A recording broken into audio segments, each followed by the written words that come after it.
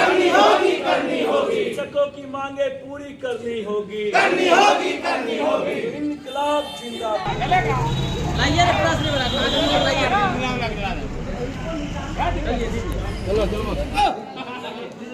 इधर देखिए ना सर।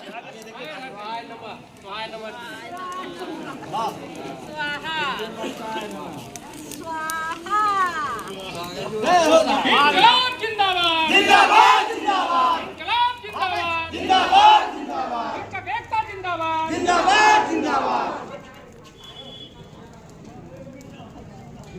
पूरे बिहार के शिक्षकों को प्रताड़ित किया जा रहा है और डराया जा रहा है, डरा करके उनका दोहन किया जा रहा है।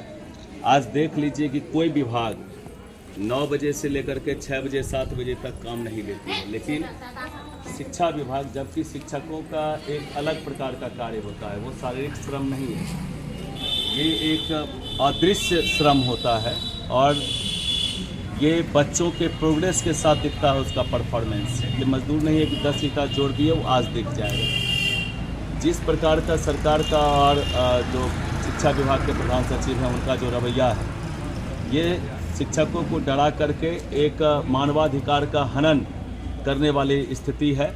और कई सारे नियम, मैं ही नहीं, पूरे बिहार के लोग कुछ चीज़ें हैं जिसकी सराहना करते हैं, वो चीज़ें होनी चाहिए। शिक्षा में सुधार होनी चाहिए, शिक्षा व्यवस्था में सुधार होनी चाहिए, लेकिन यह बताइए कहीं से भी जायज़ है कि जो शिक्षक शिक्षिकाएं 20 साल तक, 22 साल तक, 18 साल से, 15 साल से काम कर रहे हैं, उनको आज के डेट में कहा जा रहा है कि बीपीएससी के अंदर जिनकी बहाली पंचायत स्तर पर सर्टिफिकेट दिखा करके मार्क्स बेसिस पर उनकी नौकरी ज्वाइन कराई गई है, आज उनको कहा जा रहा है कि परीक्षा लिया जाएगा बीपीएससी के द्वारा।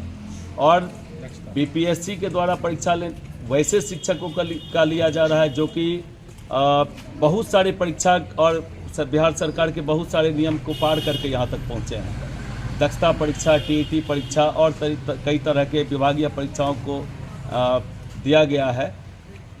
आज के डेट में कहा जा रहा है कि बीपीएससी के अंदर परीक्षा लिया जाएगा और जो शिक्षक पास नहीं करेंगे, 3 मौका दिया जाएगा, जो शिक्षक पास नहीं करेंगे उनको हटा दिया जाएगा। 20 साल सर्विस करने के बाद बहुत सारे शिक्षक ऐसे हैं जिनके बच्चे अब पीक आवर में हैं, जो अब रिजल्ट देने के कगार पर हैं। आज उनकी नौकरी अगर से हटा दिया जाता है उनको, तो उनके बच्चे कहाँ जाएंगे, उनका परिवार कहाँ जाएंगे। ये अलग बात है कि जिस स्थिति में आप शिक्षकों की बहाली लिए हैं, उनका जो परफॉर्मेंस देख करके आ रहे हैं उसमें गिरावट नहीं आनी चाहिए। उसमें आप टाइम टू टाइम ट्रेनिंग करवाइए और ट्रेनिंग करवाने के बाद उस ट्रेनिंग का आप परीक्षा ले सकते हैं। लेकिन एक नई बहाली की तरह अगर परीक्षा ली जाएगी, ये सरासर शिक्षकों के साथ अन्याय है और यह अन्याय बर्दाश्त नहीं किया जाएगा। दूसरी ओर पूरे सप्ताह में 9 हम लोगों को, सारे नियोजित टीचर को ये भगाना चाहता है और किसी भी सूरत में ये जो तुगलक सब फरमान जो जारी करता है, ऑफलाइन लेना चाहिए तो लेता है ऑनलाइन। हम लोग तो चलाना जानते ही नहीं है।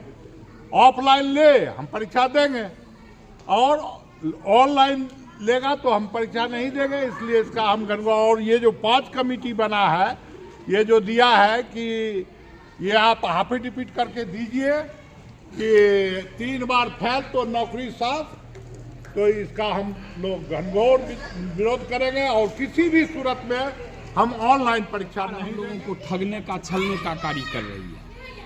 जब हम लोगों ने लगातार लंबे समय से संघर्ष किया तो सरकार ने हम लोगों के साथ समझौता किया कि हम आप लोगों को राज्यकर्मी बिना शर्त देंगे।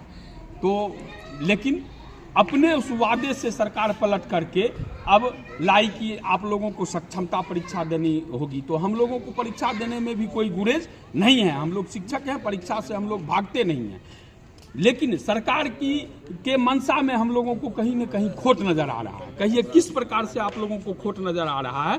तो परीक्षा का जो सिलेबस दिया गया है, वह अभी जो नए शिक्षक हमारे युवा भाई बहन शिक्षा विभाग में आए हैं, तो उनको बीपीएससी के आधार पर सरकार ने एग्जाम लिया है, तो वही बीपीएससी का सिलेबस TRE 1, TRE 2 हम लोगों के ऊपर लादा जा रहा है, जो किसी प्रकार से उचित नहीं है। क्योंकि बेस चीज़ है कि हम लोग लगातार लंबे समय से विद्यालय में काम कर रहे हैं, बच्चों को शिक्षा देने का काम कर रहे हैं, उनको पढ़ा रहे हैं, तो हम लोग जो जिस विषय को पढ़ाते हैं उसकी परीक्षा सरकार हमसे ले। साथ ही मुख्य बात है कि सरकार को, अधिकारियों को ये बात क्यों नहीं समझ में आ पा रही है कि जितने लोग हैं हम लोगों में अब शिक्षक दिन प्रतिदिन रिटायर कर रहे हैं। 45 वर्ष, 50 वर्ष, 60 वर्ष लोगों का उम्र हो गया है। हम लोगों ने कंप्यूटर का उपयोग अभी तक नहीं किया।